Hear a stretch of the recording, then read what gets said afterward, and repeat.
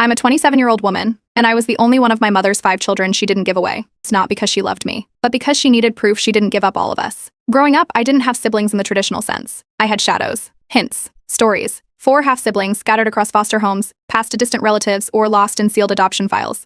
Their names were never spoken unless it was to praise her bravery for giving them a chance at a better life. And always, she made it clear, I was the one she had fought to keep. People in our small town and church saw her as a reformed woman, a survivor. A mother who had made hard choices and then walked the hard road of redemption by raising her miracle child alone. She played that role well. She gave speeches at women's ministry lunches, cried during sermons, always wearing the same gold cross necklace, and a smile that trembled just enough to look real. But at home, she didn't talk to me like I was a miracle. She talked at me, brushed my hair like she was polishing a trophy, used my report cards as her receipts. At parent-teacher conferences, she would tear up while talking about her past, then gesture toward me like I was her prize. She's why I kept going, she'd say, then stare at me like I owed her something for existing. She told people she kept me because you can't give away all your blood. But even as a kid, I could tell I wasn't a daughter. I was a symbol. Proof she wasn't a monster. Proof she had changed. She never hit me in a way that would leave marks. But I knew exactly how far I could go before her hand would flash out and land across my shoulder or my arm. Never my face. Never enough to bruise. Just enough to remind me that I had no say. I couldn't have a locked drawer. Couldn't shut my door fully. Couldn't say no without being accused of rebelling or forgetting who kept me. If I missed curfew, she'd cry for days, slamming doors and refusing to cook.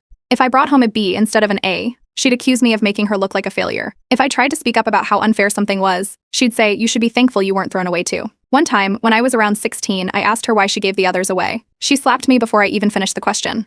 Then she stood over me, voice shaking, and told me I had no right to judge what I didn't understand. That moment was never spoken about again. But something shifted after that. I stopped asking, and she stopped pretending I didn't know. Her friends adored her. The church crowd called her strong, God-fearing, brave. One of them even told me once that my mother was an example of redemption through motherhood. I just nodded. I had learned early on that saying nothing was safer than saying the truth. By the time I turned 19, I was in college, commuting from home to save money, working part-time. Life was stuck in that weird phase where you're technically an adult, but still answering to curfews, still walking on eggshells, still trying not to trigger another guilt storm. That's when I got the message. It came through Facebook. The name was Tessa, 25 years old, said she thought we might be related. I stared at her profile picture for a long time. Same eyes, similar smile. She told me she had been searching for our mother for years, only to learn our mother had kept me and abandoned her at age 3. I didn't answer right away. I needed to be sure it wasn't some scam or mistake. But something about the way she wrote, the things she knew, it didn't feel fake. So I told my mother. I shouldn't have. She lost it. Pacing the living room, yelling about stalkers and people trying to destroy what God rebuilt. She told me to block Tessa immediately, before she ruins everything. I didn't block her. Instead, I created a new email and gave it to Tessa. We started exchanging messages. She sent me copies of court documents, placement records from foster care, even a blurry photo of her as a kid, standing in front of a social worker's office. She said the day she was taken away,